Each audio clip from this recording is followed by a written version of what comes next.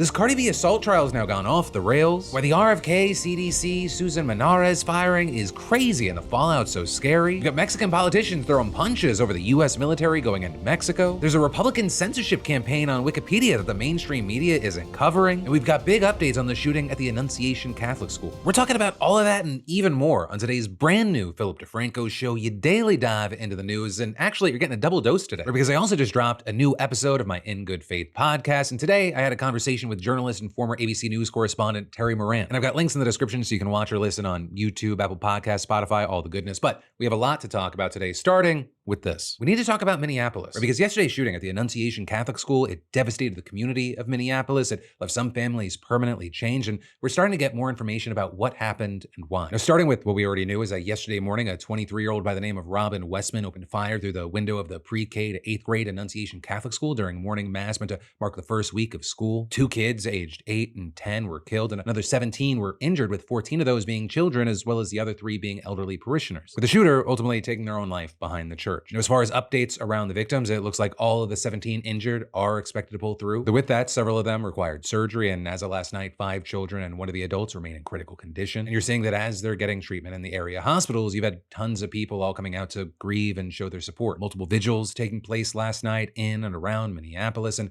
many of them also calling for stricter gun control and an end to violence that is seemingly so distinctly American. Then as far as the shooter, you've seen more information getting revealed and confirmed as investigators keep digging. Right, the shooter's identity was confirmed yesterday during an afternoon press conference by Minneapolis Police Chief Brian O'Hara. And we were able to sneak that into yesterday's show before we went live. We know that the shooter had no previous criminal history and obtained all the weapons they had at the time of the shooting legally, which included a shotgun, a rifle, and a pistol. It was also revealed that the shooter was a former student of Annunciation Catholic and a member of the church, and their mother was also reportedly working there as an administrative assistant in the business office for 5 years before retiring back in 2021. With then all of that bring us to the big question that is yet to be answered. Why did they open fire on a church filled with young kids? And while the precise motive is still being investigated, what we do know is that something like a manifesto was posted on the shooter's YouTube channel, scheduled to go live as the shooting happened, though it was quickly taken down. And these posts reportedly consisted of a 10-minute long video shot on a cell phone camera showing a cache of weapons, ammo, and loaded magazines that had phrases like "killed Donald Trump" and "where is your God now," along with racist and anti-Semitic language. Also in the video, the person recording, who we notably never see the face of, apologizes to their family and adds, "I regret everything. I didn't ask for life. You didn't ask for death." Within another video that was reportedly 20 minutes long showing 2 journals. And at the end of that video, the person recording reportedly flipped to a sketched layout of the Annunciation Church and stabbed a knife into it, saying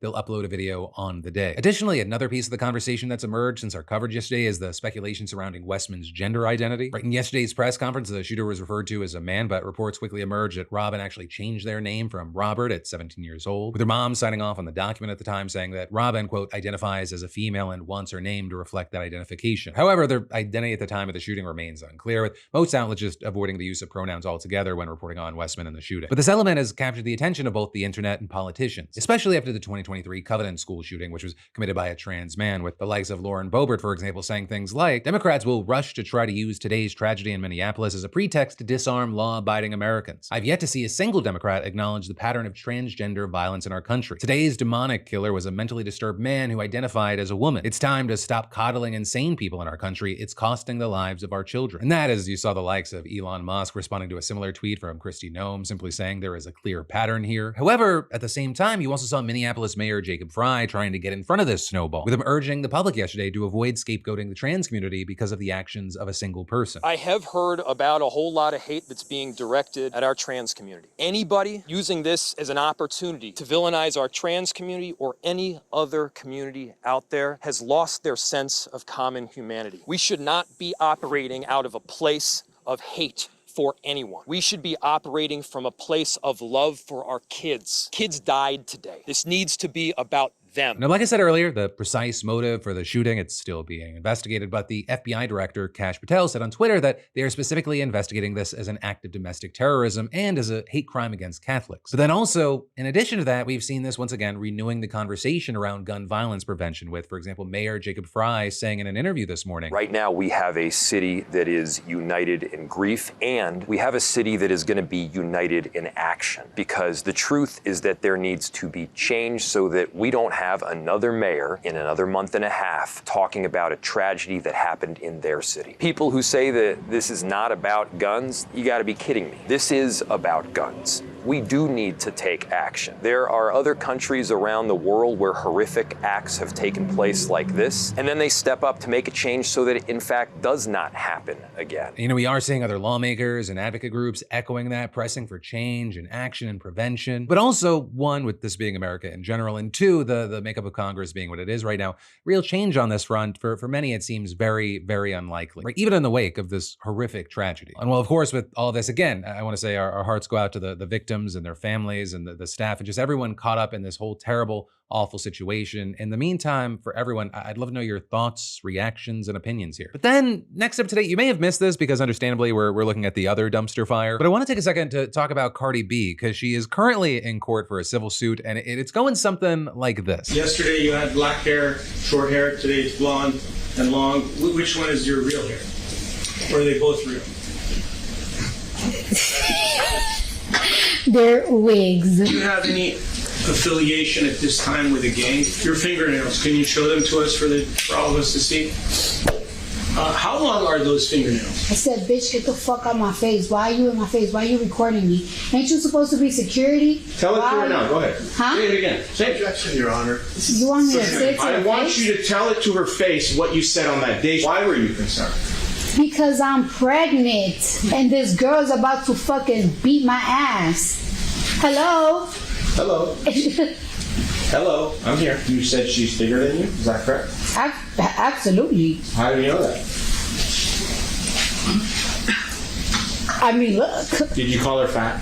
No, I was calling her a bitch. So those are just a few of the highlight clips from the trial, which are just going incredibly viral online as the case plays out. And as for what this is even about, you had a security guard accusing Cardi of assaulting her in 2018 at an OBGYN's office in Beverly Hills and seeking $24 million in damages. And according to the security guard, she was working at a building where Cardi had a medical appointment and she was doing rounds when she saw Cardi get off the elevator and said out loud, "Wow, it's Cardi B." And she claims that this upset Cardi. She felt like she had been called out in public and it prompted her to curse at the guard, threaten her job, spit on her, take a swing at her, and scratch her cheek with her fingernail. But according to Cardi, that's not how it went down, with her claiming that she was frustrated because she believes that the guard was recording her, and while they had a heated exchange and went chest to chest, she maintains it never got physical. Did you ever threaten to get her fired? No. And I want to be very, very clear. Did you ever spit on Mrs. Ellis? No. Did you ever call Miss Ellis the N-word? Apologies. No. Did you ever touch Imani Ellis's face or nose with your finger? No. She couldn't get a scratch from me because I didn't touch her. And so far, a receptionist at the office who intervened did back some of this up. At any point in that confrontation, did Cardi B cut Miss Ellis with Cardi's fingernails Objection calls for speculation. while you were there? No. Did you hear Cardi B use the N-word? You know what I mean by the N-word? Yeah. No. Right, and so this trial, it's playing out both in real court and in the court of public opinion. With the latter, definitely more amused than anything, not just by the lawyers asking about Cardi's hair and nails, but Cardi's overall demeanor throughout all of it. With many saying it feels like an SNL skit and that her next project should just be doing comedy. But of course, this is a real trial that will have a real outcome, and we're gonna have to wait to see how it plays out. And in the meantime, I'd love to know your thoughts. And then there's more we've got to dive into, but first, for 1 minute, let me say congratulations. You made a payment and somehow owe more than yesterday. Or welcome to the fun, rigged game of debt. It's how the system keeps you stuck. Credit card companies, banks, lenders are all set up to profit off of your stress. But today's sponsor, PDS Debt, they flip the script to help you get unstuck. Whether it's credit card bills, personal loans, or medical expenses, they help you get out from under it all. No minimum credit score, no judgment, just a real personalized plan made by humans who actually get your situation. I mean, think about it. Hundreds of thousands of people have already worked with PDS Debt to break free from crushing debt, and that's not just marketing talk, it's results. Right? PDS Debt is A+ rated with the Better Business Bureau and has thousands of 5-star reviews on Google and Trustpilot. I mean, that's credibility you can trust. And they don't just throw you a lifeline. They help you climb out, regain control, and start rebuilding your financial life. So hey, you're 30 seconds away from starting your journey to being debt-free. And you can get your free assessment and find the best option for you right now at pdsdebt.com/DeFranco, or hey, scan that QR code. That's pdsdebt.com/DeFranco. That QR code's on screen, so scan that thing and take the first step. But then, next up from that in the news, this is a really big deal, but almost no mainstream media outlets are covering it. Republicans are investigating Wikipedia over what they claim are coordinated campaigns to inject bias into entries. countries. But also, you have many arguing this is just a veiled attempt to censor one of the biggest sources of information in America and dox its volunteer editors. And actually, the investigation was outlined in a letter yesterday to the Wikimedia Foundation, the nonprofit that hosts Wikipedia, sent by Republican Representatives James Comer and Nancy Mace. And in the letter, the Republicans wrote that this inquiry was part of a broader investigation of, quote, the efforts of foreign operations and individuals at academic institutions subsidized by U.S. taxpayer dollars to influence U.S. public opinion. With them then going on to request records regarding volunteer editors who violated Wikipedia's platform policies, asking whether the Wikimedia Foundation has taken steps to thwart intentional, organized efforts to inject bias into important and sensitive topics, and inquiring if the nonprofit takes steps to hold editors accountable, quote, when intentional, egregious, or highly suspicious patterns of conduct on topics of sensitive public interest are brought to attention. Or with the lawmakers also explicitly saying that they want to better their understanding of the individuals caught engaging in prohibited behavior. And as far as where the allegations of bias are coming from, you have the committee members arguing that there have been multiple studies and reports on efforts to manipulate information on the Wikipedia platform for propaganda, with them then going on to cite two different examples. So the first being an Anti-Defamation League report from March alleging that at least 30 Wikipedia editors had orchestrated a years-long scheme to introduce anti-Semitic narratives, anti-Israel bias, and misleading information in violation of the platform's policies. And you had the ADL claiming that the editors had engaged in a coordinated campaign to manipulate Wikipedia content in order to smear Israel and highlight criticism of the country while simultaneously downplaying Palestinian terrorist violence and anti-Semitism and promoting pro-Hamas perspectives. Now, notably here, at the time, you had a spokesperson for the Wikimedia Foundation denying the allegations while also condemning anti-Semitism and all forms of hate, arguing that a preliminary review of the report found troubling and flawed conclusions that are not supported by the Anti-Defamation League's data, also accusing the ADL of misrepresenting Wikipedia's well-established guidelines, policies, and enforcement mechanisms that effectively address the issues outlined in the report and its recommendations, and claiming that Wikipedia would have been able to allay some of the concerns raised if the group had actually contacted Wikipedia before publishing. But then beyond that, you also had some people speculating that the ADL report was an act of retribution against Wikipedia. And that because about a year earlier, editors for the English version of the online encyclopedia voted to add the ADL to a public list of sources whose information cannot be trusted on certain topics, labeling the ADL as generally unreliable regarding the Israeli-Palestinian conflict and related anti-Semitism due to, quote, significant evidence that the ADL acts as a pro-Israeli advocacy group and has repeatedly published false and misleading statements as fact, unretracted, regarding the Israeli-Palestinian conflict. Now, notably, that designation is just for those specific topics, where Wikipedia still lists the ADL as generally reliable on other issues. But the move, it also came at a time when the group was already facing several controversies that had prompted widespread concerns about its credibility in the wake of Israel-Palestine, or with many experts, advocates on the left, and progressive Jewish groups slamming the ADL for changing its definition of anti-Semitism in a way that conflates anti-Israel sentiments with being racist against Jews and skews data on hate crime, accusing the group of censoring free speech, undermining other civil rights groups, and generally moving toward the right to appease Trump, among other complaints. But this is, on the other side, you had the ADL and some other Jewish groups condemning Wikipedia and accusing the platform of fostering anti-Semitism. And now, those allegations appear to be at the center of this new congressional investigation. But the only other report that the Republican representatives cited in their letter was an analysis from the Atlantic Council that found that pro-Russia actors were using Wikipedia to push pro-Kremlin propaganda in order to train AI tools. But that article was part of a broader project that tracked how pro-Russian forces had created a network of fraudulent news portals to pollute content on a number of different platforms, not just Wikipedia. With that, notably also including X, which of course the Republicans failed to mention in their letter. And then notably, with all this, you had the lawmakers making a series of specific requests for their investigation, asking for information on coordinated efforts by what they called nation-state actors and academic institutions to edit or influence content on the platform, as well as asking for insights on Wikipedia's editorial policies and protocols on bias and how they enforce violations of those policies by editors and others. But then also, very importantly, they requested that Wikipedia hand over personal identifying information of its editors who have been subject to actions by Wikipedia's dispute resolution panel, with the requested information including names, IP addresses, registration dates, and user activity logs. Right, so with this, you have tons of people online raising concerns that Republicans are trying to censor Wikipedia, with many specifically saying it's an attempt to censor information about Palestine on the platform or any content that could be seen as harmful to Israel, like articles that describe the very real actions that Israel is taking. Others have also raised concerns about the fact that the lawmakers are asking for identifying information about Wikipedia editors, with some people saying they're going to dox or otherwise target them. But also, you had plenty of people saying this is part of a broader effort by Republicans to crack down on Wikipedia that goes beyond just Israel. And recently, we've seen an increasing number of attacks from people on the right who claim that Wikipedia is biased. And you've got folks like Elon Musk repeatedly slamming Wikipedia, claiming it's become woke. And in fact, earlier this year, the Trump-appointed U.S. attorney for D.C. accused Wikipedia of spreading propaganda and threatened to pull its nonprofit status. And all in all, it would be a massive deal if the right was successful in censoring or bringing major changes to Wikipedia because it's such a key source of information for so many people all over the world, with numerous experts saying this is part of Trump and the right's broader crackdown on access to information and saying it could have devastating consequences. But then actually, today, next up in the news, we gotta talk about the question, is the US military about to go into Mexico? Because that is what you see many Mexican politicians fearing right now, while others are openly calling for it. And the situation has caused some serious tensions in the Mexican legislature to the point that, we actually saw pushes and punches being thrown around yesterday. And the session, it was already tense. Things really kicked off when Lili of the conservative PAN party moved to ratify her calls for US intervention in Mexico to fight cartels. And actually, to give a better idea of her stance, you just need to hear what she said on Fox News last week. The help from the United States to fight the cartels in Mexico is absolutely welcome, and that is how the majority of Mexicans feel. The only ones who don't like that President Trump is sending help and trying to support Mexicans against the cartels are the narco politicians.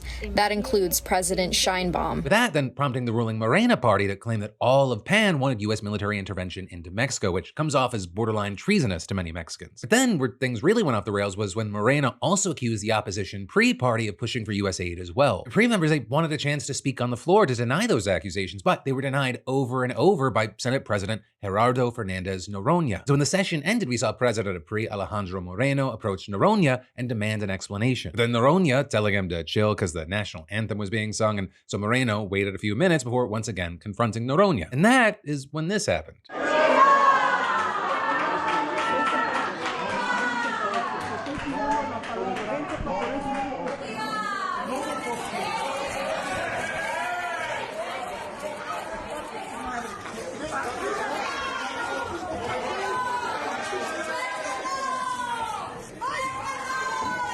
And it's hard to see in the footage, but it wasn't just Noroña that got hit either. Reportedly, a cameraman at the scene was knocked over and punched by another PRI member. And the same guy also got a punch in on Noroña. And one member of the ruling Morena party, and yes, I know it's confusing because it's almost exactly the same as Moreno, tried to intervene and had to get out of there to avoid being injured. And then, after things calmed down, Noroña spoke about the incident at a news conference and denied that it was much of a confrontation, saying, "What confrontation? He hit me and said, 'I'm going to kill you.'" Then adding that he was going to file a complaint for the assault as well as demand compensation for the cameraman's equipment that was damaged. Right, and then online you had Mexicans mostly joking about the incident with memes like Senator Fighter and the stylish Street Fighter. All while obviously the big question is still whether talk about US intervention in Mexico is serious or not. Right, Trump has been suggesting it over and over as far back as February when they listed a bunch of cartels as terrorist groups. And also earlier this month, Secretary of State Marco Rubio suggested that those designations would let the US target the cartels, and adding, "It allows us to now target what they're operating and to use other elements of American power, intelligence agencies, the Department of Defense, whatever, to target these groups if we have an opportunity to do it. We have to start treating them as armed terrorist organizations, not simply drug dealing organizations." However, the current Mexican government's not happy with the idea, with President Claudia Sheinbaum insisting that Mexico would not accept the participation of US military forces on our territory. Although there you have many saying based on America's past military actions, it doesn't seem like the US actually cares if the country we're intervening in cares or not. And then we've got to dive even deeper into the news. But first, let me say, if your dog, they could read the ingredients in their food, they'd probably call a lawyer. Chicken byproduct meal flavor, that's not dinner, that's a cry for help. But thankfully, there's Sundays for Dogs, today's sponsor, and the only food that my dog has ever treated like it was dropped by a Michelin star chef. Created by a vet who got fed up with the ultra-processed junk passed off as normal dog food, Sundays is made with real meat, organs, and superfoods, not science fair leftovers. No sketchy byproduct, no preservatives, no filler with names you need a degree to pronounce. It's also air-dried like jerky, which means all the nutrients, none of the mess, no fridge, no prep, just scoop and boom, dog happy, you hero. And yeah, it actually makes a difference. Better digestion, shiny coat, zoomies unlocked. I imagine you wouldn't serve your kids something labeled meat-flavored flavor paste, so let's not do it to the furriest family member. Treat them to food that loves them back. Scan that QR code or just go to sundaysfordogs.com/Phil for 50% off your first order. It's half off to stop feeding your dog regret in a bowl. But then, actually, next up today, we've got to talk about this CDC chaos, because it's not going to affect just you, it's going to affect everyone you know and care about. It's just a matter of when. Right, and the chaos is even more than usual, with the agency's director being fired after just weeks on the job, and while she's refusing to step down, top officials are resigning en masse. And all of it, according to the experts, is really bad news for health in America. And so where we should start is with the director. Her name is Susan Monarez. She took over as the agency's acting director back in January, and then Trump named her the official nominee after withdrawing his first choice for the position back in March. And then on July 31st, she was sworn in as the first ever CDC director confirmed by the Senate, which only became a requirement for the position back in 2023. And now since that was only a month ago, she's also making history as the shortest serving director in the life of the 79-year-old agency. All while it's been a very busy month. I mean, on August 8th, a man who blamed the COVID-19 vaccine for making him suicidal opened fire on the CDC headquarters, killing a police officer and then himself. You then had hundreds of CDC employees getting fired, and you also had 750 HHS employees, including people that were working at the CDC, sending a letter to Health and Human Services Secretary Robert F. Kennedy Jr. asking him to stop spreading misinformation. Right? Because RFK, even though he contests this at times, despite there being video and audio evidence, has a long history of anti-vaccine advocacy. He even once called the COVID-19 vaccine the deadliest vaccine ever made, and now his distaste for vaccines has seemingly played a role in the director's dismissal. Right? Because at some point in the midst of all this chaos, she reportedly scheduled an all-hands meeting to address employees' concerns, but higher-ups at the HHS canceled the meeting and called her to Washington, D.C. And then, according to reporting, Kennedy and one of his top advisors pushed her to fire her senior staff by the end of this week. Right? And then, according to reports, he and other officials, as well as lawyers for the administration, grilled Monarez about whether she would support rescinding certain approvals for coronavirus vaccines. But she reportedly wouldn't commit to changing coronavirus vaccine policy without consulting her advisors. With that said to prompt Kennedy to urge her to resign for, quote, not supporting President Trump's agenda. She then refused, however, and tried to get help from Republican Senator Bill Cassidy. Right? Notably, he is the chairman of the Senate's Health Committee, and he only voted to confirm Kennedy after saying that he had been assured that vaccines would be protected. But then that reportedly just pissed Kennedy off even more, and administration officials told Monarez that she could either resign or be fired. And what you saw is that last night, the Department of Health and Human Services announced on social media that, quote, she is no longer director of the Centers for Disease Control and Prevention. But notably, she never resigned, and she had never been told that she had been fired, at least according to a statement from her lawyers. With her lawyers accusing Kennedy of weaponizing public health for political gain and putting millions of American lives at risk, and adding, when CDC Director Susan Monarez refused to rubber stamp unscientific, reckless directives and fire dedicated health experts, she chose protecting the public over serving a political agenda. For that, she has been targeted. And then, as far as a response, you had a White House spokesperson saying, as her attorney's statement makes abundantly clear, Susan Monarez is not aligned with the president's agenda of making America healthy again. With the spokesperson then going on to say that she refused to resign, she has been terminated, to which her lawyer then responded by confirming that she has received notification of her termination, but also adding, as a presidential appointee, Senate-confirmed officer, only the president himself can fire her. And saying, for this reason, we reject the notification Dr. Monarez has received as legally deficient, and she remains a CDC director. And so as far as that specific situation, we're gonna have to see where it ultimately ends up, but legal action definitely seems to be on the table. It also wouldn't be the first high-level wrongful termination lawsuit just this week. I mean, just today you had Federal Reserve Board Governor Lisa Cook suing Trump over his efforts to fire her. That attempt to fire being a move that's been described as an unprecedented effort to interfere in the Fed's independence. But then also, going back to the CDC, what's perhaps even more scary is that while the director, she's fighting her termination, a lot of very qualified people are now leaving by choice, with at least 4 top-ranking officials resigning this week, including the agency's deputy director, the director of the Office of Public Health Data, Surveillance, and Technology, the head of the National Center for Emerging and Zoonotic Infectious Diseases, and the head for the National Center for Immunization and Respiratory Diseases. And regarding that last one, he actually posted his resignation letter online, writing, I am unable to serve in an environment that treats CDC as a tool to generate policies and materials that do not reflect scientific reality and are designed to hurt rather than to improve the public's health. He also said, having worked in local and national public health for years, I have never experienced such radical non-transparency, nor have I seen such unskilled manipulation of data to achieve a political end rather than the good of the American people. And you can pause to read the whole thing. It's definitely worth your time. But also, a truly key thing here is the loss of all these top-level people is a straight-up disaster, according to public health experts. With, for example, one professor behind the Vaccine Integrity Project saying, the loss of experienced world-class infectious disease experts at CDC is directly related to the failed leadership of extremists currently in charge of the Department of Health and Human Services. They make our country less safe and less prepared for public health emergencies. And a key point to keep in mind about everything we've just talked about is it's just some of what's got people worried. Because RFK Jr. just announced that the agency has approved the new COVID booster shots for the fall. But the vaccines are only approved for people 65 and older or anyone with certain health conditions, which is actually a drastic break from the previous policy that unless you were a newborn baby under 6 months, you could get the shot no matter what your health was like. So now if you're thinking of prevention and you're healthy and not a senior citizen, you're kind of shit out of luck, though technically you can still get the vaccine. It's just a question of if you can afford it, get a doctor's prescription, and find a pharmacist willing to give it to you. And all of that is it's up in the air right now whether insurance companies are actually going to continue covering the shots, and if they don't, you might have to fork over as much as $150 or more to get vaccinated. Right, and that is doctors and pharmacists might be wary about giving the shot off label, not least because of fear or legal liability. I mean, for pharmacists especially, 19 states require them only to administer vaccines recommended by the CDC. And the agency's Vaccine Advisory Committee, which is scheduled to convene next month, has been purged of legit scientists and filled with skeptics handpicked by RFK. So you've got many saying it seems unlikely that they'll make a broad recommendation, especially if they follow the FDA's lead. But regardless, experts fear that all the confusion and complexity around vaccine access is going to deter people from even trying. Because there's all these questions swirling around it. Will my insurance cover it? Will my local pharmacy supply it? Will I have to bring documentation to prove I have a health condition? And then also, if I have to pay for it, is the risk of contracting COVID worth the $150 price tag based off of how much money I have in my bank right now? And so with all that, you had a virologist telling the AP, this makes things much more complicated. And when things get complicated, we see vaccine uptake go down, which they say isn't good because Americans' vaccination rates are already way too low, about 23% for adults and 13% for children. And that is, you have experts pointing to a summer COVID wave that's claiming more than 100 lives every week. And while that's definitely low, you have people saying, well, we're bracing for the late fall and winter surge. And on that note, you have preliminary data estimating that 47,500 Americans died from COVID-related causes last year. Just then, why you have the president of the Infectious Disease Society of America telling NPR, I'm worried that this puts the entire American population at risk for severe COVID disease and the complications associated with it. Noting people who are not going to be able to get the vaccine if they want it and saying you're going to see an increase in the number of individuals that are hospitalized or that potentially could die. Though that is, RFK has a much different perspective, with him posting on X, the American people demanded science, safety, and common sense. This framework delivers all three. But, right now we're looking at a future where we may not even have certain vaccines to approve or disapprove, because RFK has canceled hundreds of millions of dollars in research grants to develop new mRNA vaccines. And with all this, I'll say insurance trade groups have said that their members will continue covering the vaccine, especially since major health groups have contradicted the CDC's anti-vax guidance. But also there, I'll say it's unclear which insurers will cover it, which won't. And Medicaid, which is run by RFK's HHS, usually just follows the CDC. But then also I'll add here the list of health problems that would make you eligible under the FDA's new authorization. It is surprisingly broad. It includes things like asthma, depression, diabetes, high blood pressure, a history of smoking, and a sedentary lifestyle. But for now, we'll have to wait to see how this is going to play out. But then actually, finally today, while we wait, I have one more thing for you. And it relates back to this idea of Trump consolidating more and more power. Or with the CDC news we covered earlier, even with the Wikipedia and FDA stories to an extent. I mean,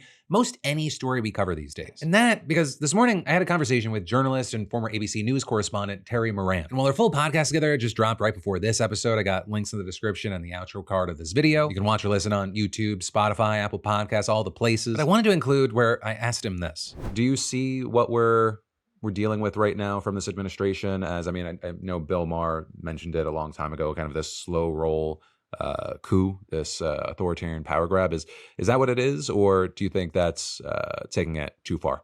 Are we even past that question? Yeah, that's what it is, Joe. I do think the fundamental challenge for every American right now is to look at what's happening and name it. Okay, I've been in 86 countries around the world. I've seen countries slip into autocracy in the Balkans, in Hungary, in Poland, in Russia. The first time I visited Russia first time as a reporter was in 1998, 99. And I've been there probably 12, 15 times since then. And you could feel that Putin was the author of all this. One of the most important facts to remember in the 21st century is that Vladimir Putin was a lawyer. He doesn't need the thugs in the basement of the gulag, right? He can do it with law and twisting the meaning of law and bringing the force of whatever power he's got through that misapplication or twisting of the law to look like what he's doing is normal. And the walls closed in. I could feel it in my colleagues and friends in Russia that they started being worried for me, that I would speak out, that I would get in an argument. And they certainly didn't if certain people were around. Poland, the same thing. Your life gets smaller, is what one of my Polish friends said to me. When a government that is autocratic takes over. I mean, look at how Trump brings the hammer of federal power down on anyone he doesn't like, on any institution who displeases him. You tell me what that is. I think that's somebody who wants to be the strong man, right? Not under the Constitution, but beyond the boundaries of the Constitution. What president ever thought of going after news media, universities, law firms, demanding they do personal work for him if they don't get their ship in order, as he sees it? What we're seeing is no question what other countries have seen a lot, what our founding fathers predicted would happen, that a great strong man would arrive, not great in the good sense, but great in the power sense, right? Trump is the most dominant figure of our age around the world. Don't underestimate him. He is a world historical figure, and he is the man that we were warned about by the founders, that democracies fall when a man who can captivate the populace wants to exercise the power that's there in the government. And that is what we're watching. But that is where your dive into the news ends, at least for today. Definitely click or tap right here to watch or listen to my new podcast with Terry Moran. It ended up being one of my favorite episodes. I think you'll love it. Also, for more news that you need to know that you might have missed, you can click or tap right here for more PDS. And hey, I've even got links to both in the description down below. Spotify, Apple Podcasts, YouTube, wherever you want to get filled in, you can. But no matter what, thank you for watching. I love yo faces, and I'll see you right back here next time.